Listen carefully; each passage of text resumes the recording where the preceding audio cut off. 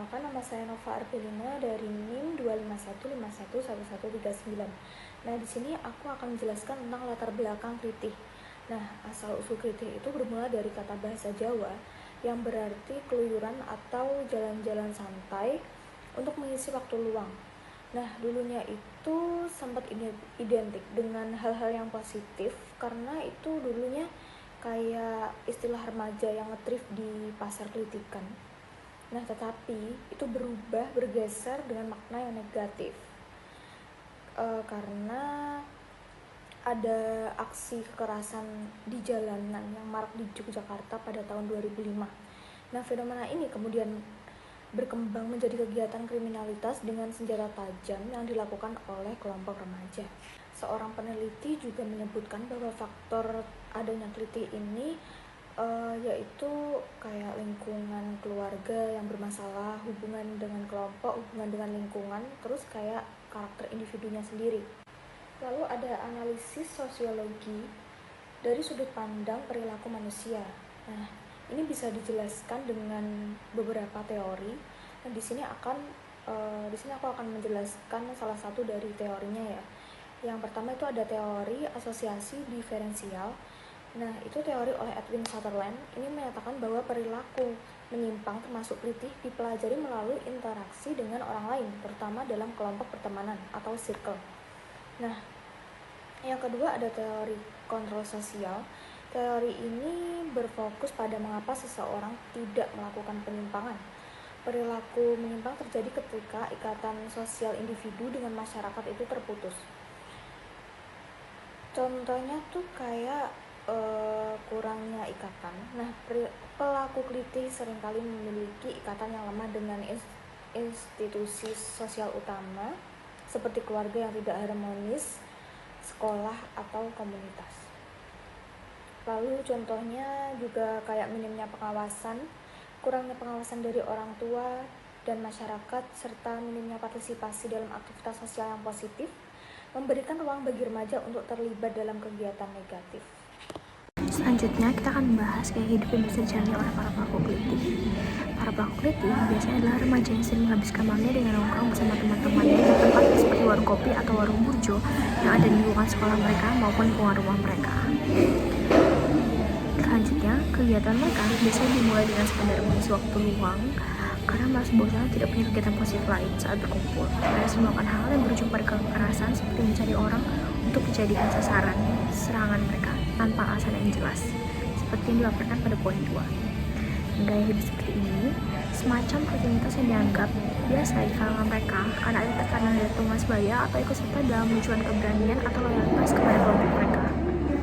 Lalu selain itu, mereka sering merasa kurang dekat dan kurang mendapat perhatian dari keluarga mereka sehingga memilih mencari keluarga kedua atau geng mereka. Dan hal ini membuat aktivitas klitih menjadi bagian penting dari identitas dan cara mereka mengekspresikan diri mereka. Lalu kita akan membahas moralitas untuk para pelaku klitih.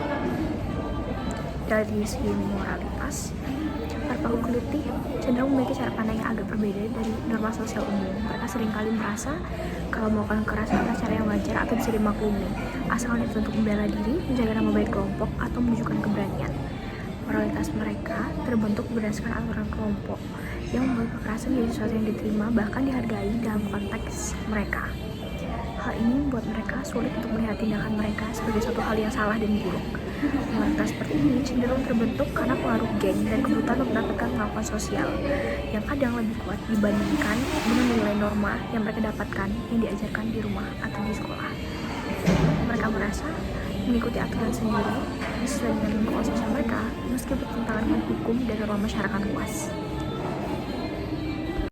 Selanjutnya adalah kebiasaan. Pelaku biasanya dilakukan oleh sekelompok remaja atau pelajar. Mereka beraksi pada malam hari atau di waktu mendadak saat suasana sepi. Pelaku cenderung memiliki latar belakang keluarga yang bermasalah, misalnya seperti broken home, juga dari faktor lingkungan dan pendidikan atau kepribadian pelaku. Dorongan utamanya untuk mencari identitas diri, merasa memiliki kekuasaan, serta tekanan dari kelompok untuk ikut membuktikan keberaniannya di mata teman-temannya. Lalu, alat yang digunakan berupa senjata tajam atau benda berbahaya lainnya. Tindakan ini dilakukan secara mendadak tanpa perencanaan yang panjang. Pelaku bisa terlihat sangat emosi saat melakukannya, tetapi setelah aksi bisa muncul perasaan bersalah atau ketegangan internal. Selanjutnya adalah keinginan.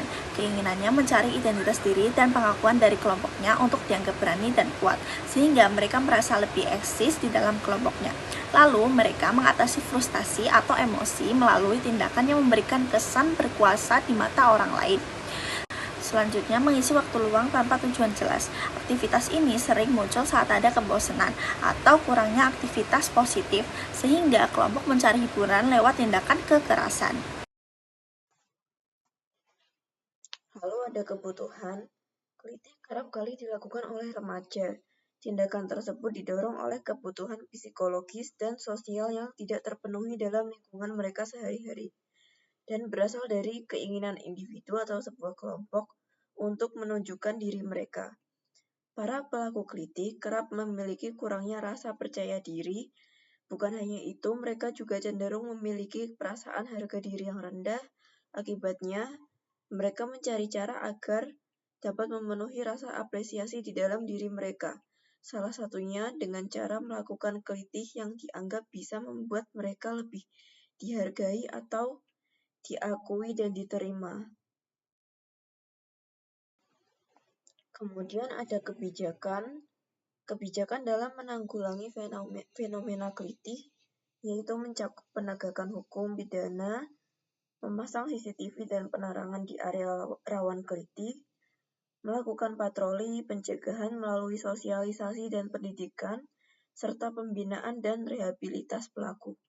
Dukungan moral dari lingkungan dan keluarga juga sangat penting untuk membentuk remaja yang bermoral baik, sehingga pemberantasan kelitih harus dilakukan dengan kolaborasi secara tepat.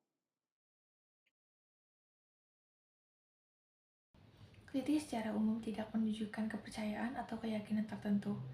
Tapi anak-anak yang mengikuti aksi ini biasanya didorong oleh keinginan akan pengakuan terhadap suatu kelompok.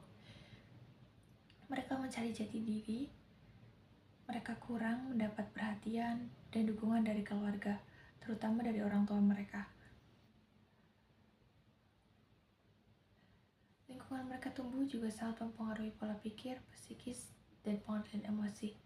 Lewat media sosial, suatu kelompok akan dengan mudah memberikan provokasi terhadap kelompok lain, hingga akhirnya terjadi aksi kriminalitas di jalan. Selanjutnya, pemecahan masalah sebagai desainer. Kelitih memberikan tantangan penanganan yang memerlukan solusi kreatif, holistik, dan berfokus pada perubahan perilaku jangka panjang.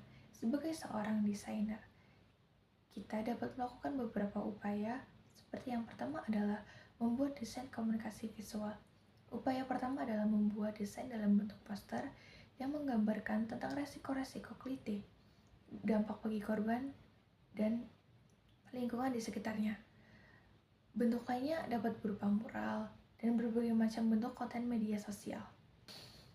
Yang kedua adalah mendesain sebuah aplikasi yang menargetkan para remaja.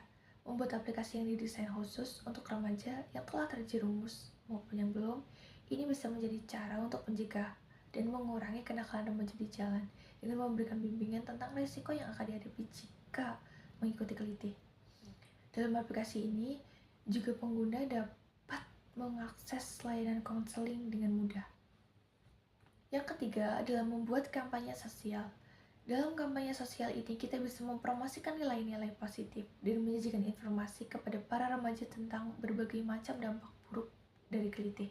Melalui kampanye ini, kita juga bisa mengubah persepsi dan perilaku para remaja yang pola pikirnya belum stabil. Keempat, mendesain platform yang menghubungkan remaja beresiko dengan mentor dan figur publik lokal. Masih mirip dengan membuat desain untuk aplikasi, kali ini kita bisa membuat bentuk lain yaitu platform. Platform ini memiliki tujuan yang hampir sama, namun kali ini lebih berfokus pada komunikasi target dengan figur publik lokal yang akan menjadi mentor, penuntun, dan pembimbing untuk mereka.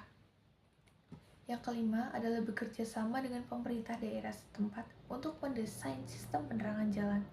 Dengan bekerja sama, Dengan pemerintah daerah setempat, kita bisa membantu mendesain ulang penerangan jalan seperti perencanaan tata letak dan bentuk yang dapat memberikan dampak yang lebih efektif dan estetis di area rawan kelitih.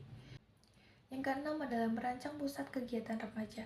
Dengan merancang pusat kegiatan remaja yang menarik secara visual dan fungsional, kegiatan ini bertujuan untuk membuat mereka dapat meningkatkan bakat, skill, atau bahkan dapat membuat mereka menemukan skill baru.